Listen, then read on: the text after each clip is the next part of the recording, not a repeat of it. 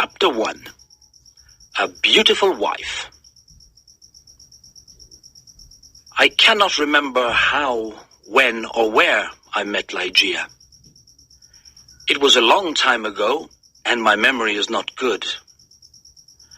But I think I met her first in a large old city near the Rhine in Germany. She told me that she came from an ancient family. But I never knew the family name of the woman who was my friend, my partner in my studies, and finally my wife. Why did I never discover her family name? Perhaps because she did not want me to find out. But I cannot remember. I remember one thing very well. Ligeia was tall and slim. Later, at the end, she became very thin. How can I describe her quiet, aristocratic movements or the strange softness of her footsteps? If she came into my office, I only knew she was there when I heard her voice or when she put her white hand on my shoulder. She had a beautiful face, but it was not a classical kind of beauty. There was something strange about it. I have often tried to understand it. Was it her pure white skin or her thick black hair? I looked at her long, delicate nose many times. It was perfect. I looked at her sweet mouth, how soft and red it was. And when she smiled, her teeth were white. Then I looked into her eyes. They were much bigger than normal eyes. Sometimes, when she was excited, they looked like a deer's eyes. They were black, with long black eyelashes and black eyebrows. But as I looked into them, I realized that they had a strange expression. I thought about it for many hours, sometimes all night. What was the expression in those eyes? I wanted to know. Many times I thought I almost had the answer, but then it was gone. Ligeia was very determined. She was always calm and quiet, but her determination showed in her eyes. It shone like a terrible energy, and sometimes it frightened me. Ligeia was very clever. She was excellent at Latin and Greek, and she knew many other languages perfectly. She never made a mistake. She was also a student of science and mathematics. When we were first married, I often asked her for help with my studies, and we worked together. But after she died, I was alone. Without her, I was like a child in the dark. When she first became ill, she did not come to help me as often as before. She lost weight, and her skin became pale and transparent. When I saw that she was dying, I felt desperate. Ligeia resisted death with all her energy. She was determined to live. I watched in agony as she fought for life. I knew she loved me, but I only understood how much she loved me now that she was dying. She held my hands and said that she was devoted to me. I cannot talk about it now, but let me say that her love for me was part of her determination to live. On the night she died, she suddenly got out of bed and cried, "Oh God, must I die? Must I lose my fight with death? No, I can't die like this." But my dear Ligeia died. I was so sad I could not stay in the old city by the Rhine. For a few months, I traveled around. Then I bought an old abbey in an isolated part of England.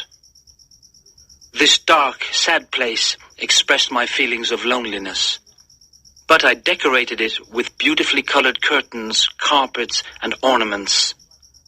I said to myself, perhaps the bright colors will make me feel happier. Unfortunately, they did not. I began to drink too much.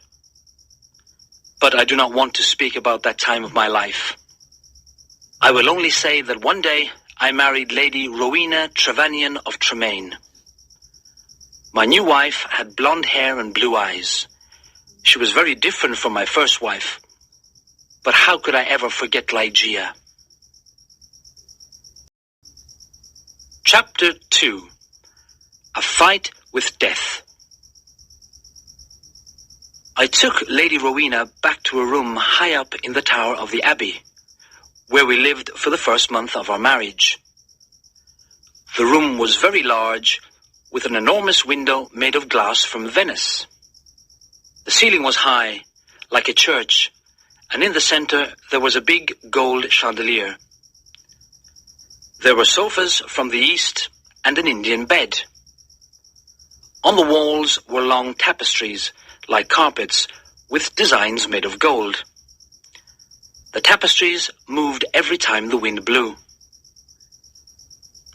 My wife was afraid of me because I was often sad and depressed. She did not love me much and stayed away from me, but I preferred this. I always thought about Ligeia, my beautiful Ligeia, dead in the tomb. Sometimes in my dreams, I called to her in the night. I imagined that perhaps my love for her could bring her back to me. At the beginning of the second month, Lady Rowena became ill. She did not sleep very well, and told me she could hear sounds and movements in the tower. "You have a fever," I said. "You're imagining things." She got better, but then she went back to bed with a second illness, worse than the first. The doctors could not understand it. Again, Rowena began to hear little sounds and movements in the bedroom, and they frightened her. One night, at the end of September, she woke up suddenly. I was sitting on a sofa by her bed. She whispered to me that she could hear sounds and see movements, and there was a frightened expression on her thin face. But I saw and heard nothing. "It's the wind," I explained. "You can see the tapestries moving in the wind." But her face was white with fear, and she nearly fainted. I remembered that there was some wine on the table on the other side of the room. As I walked under the light of the chandelier, a strange thing happened. I felt something invisible pass me, and on the carpet I saw a shadow, almost the shadow of a shadow. I decided to say nothing to Rowena. I poured out a glass of wine and gave it to her. Then I sat on the sofa and watched her. After some moments, I heard very quiet footsteps on the carpet coming towards the bed. A second later, as Rowena was about to drink the wine, I saw, or perhaps I dreamed that I saw, 3 or 4 large drops of a bright red liquid fall into the glass. Rowena did not see it. She drank the wine, and I said nothing because I thought it was only my imagination. After this, Rowena's health got much worse, and on the third night she died. Her servants prepared her for the tomb, then covered her with a sheet. The next night, I sat alone with her body in the bedroom. Strange forms and shadows moved around me. I looked nervously into the dark corners at the moving tapestries, and I felt frightened. Then I looked at the carpet under the chandelier. There was no shadow there, and I felt better. When I looked at Rowena on the bed, sad memories of Ligeia, the only woman I ever loved, came back to me. It was perhaps around midnight when I heard a sound. It was quiet but clear, and it woke me from my dreams. I thought it came from the bed. I listened in terror, but I did not hear it again. I looked carefully at Rowena for any sign of life. She was not moving, but I continued to look at her. Minutes passed. Then I noticed a little color in Rowena's face.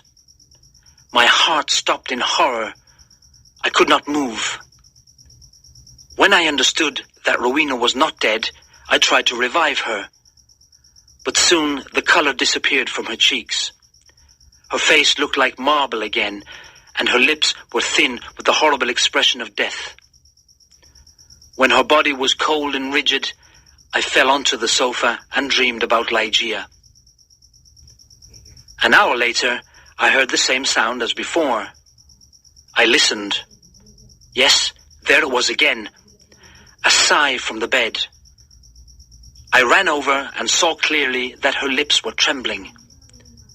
Then they opened, showing her bright teeth. I thought I was going mad. There was a pink color on her cheeks and neck. Her body was getting warm again, and her heart was beating a little. Lady Rowena was alive. I did everything I could to revive her. Then, suddenly, her color disappeared. Her heart stopped, and her body became cold and rigid.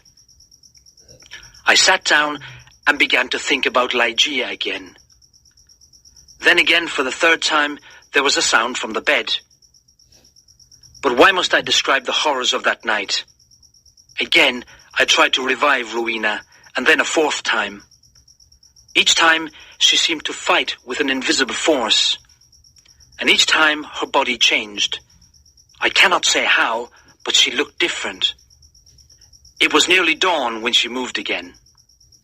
I was sitting on the sofa, exhausted, but Rowena's body moved with more energy than before. Her color returned, signs of life changed her face. Her eyes were closed, but she looked alive.